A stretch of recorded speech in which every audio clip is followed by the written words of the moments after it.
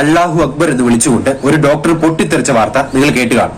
നിങ്ങൾ ഓർത്തു വെക്കുക, ഇത് കേൾക്കുന്ന അമുസ്ലിമുകളായിട്ടുള്ള ജനങ്ങളിൽ മുസ്ലിങ്ങളോട് ഭയങ്കര സ്നേഹമാണോ ഉണ്ടാകുന്നത്? ഇത്രയും നാളും താടി വെച്ച് തൊപ്പി വെച്ചവരെ മാത്രം പേടിച്ചാൽ മതിയായിരുന്നെങ്കിൽ ഇന്നിപ്പോൾ പുതിയൊരു വാക്ക് തന്നെ വന്നിരിക്കുകയാണ്, വൈറ്റ് കോളർ ടെററിസം. നമ്മുടെ ജനങ്ങളുടെ ഇടയിൽ തന്നെ ഡോക്ടർമാരും എഞ്ചിനീയർമാരുമായിട്ടുള്ളവർ മനുഷ്യ ബോംബായി പൊട്ടിത്തെറിക്കാൻ വേണ്ടി തയ്യാറായി നടക്കുകയാണ്. നിങ്ങൾ ഓർത്തു നോക്കുക, ഒന്നും അറിയാത്ത 8 പേരാണ് ഇവരുടെ തോന്നിവാസത്തിന്റെ പേരിൽ മരിച്ചത്.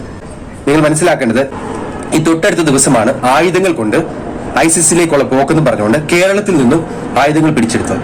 അതിനുശേഷം എന്താണ്, സ്ത്രീകളെ ഇവിടെ നിന്ന് ഐസിസിലേക്ക് റിക്രൂട്ട് ചെയ്യുകയാണ്. ഇതിന്റെയൊക്കെ തുടക്കം എന്താണ്?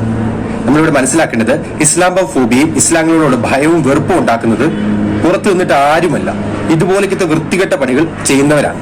ഇത് മാത്രമല്ല, ഇതിനെ താലിബാന്റെ കേരള ഘടകം എന്നതുപോലെ ഇൻസ്റ്റാഗ്രാമിലെ യൂട്യൂബിന്റെയും ചാനലിന്റെ കമന്റ് സെക്ഷനിൽ വന്നിട്ട് ഇതിനെ ന്യായീകരിക്കുന്നവരുണ്ട്. എന്താണെന്നറിയാം, BJP ചെയ്തു വെച്ച കാര്യങ്ങളാണ്, ബീഹാറിന്റെ ഇലക്ഷൻ സമയത്തിലത്തെ തന്ത്രങ്ങളാണ് BJPയുടെ.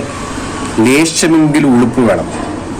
തെറ്റായിട്ടുള്ള കാര്യങ്ങൾ ഏത് മതത്തിന്റെ ആണെങ്കിലും അതിനെ തള്ളിക്കളയാൻ പറ്റണം.